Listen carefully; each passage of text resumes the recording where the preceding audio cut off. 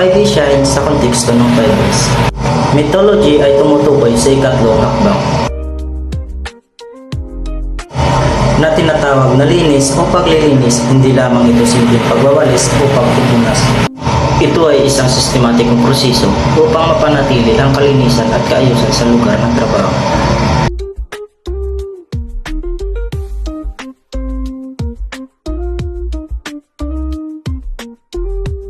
Kasama dito ang pag-aalis ng dumi, kalat at anumang bagay na hindi kailangan.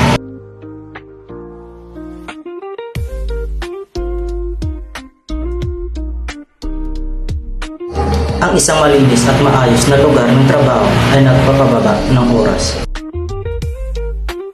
na ginugugol sa paghahanap ng mga gamit at materyales na nagre-resulta sa mas mabilis at mas mahusay na production.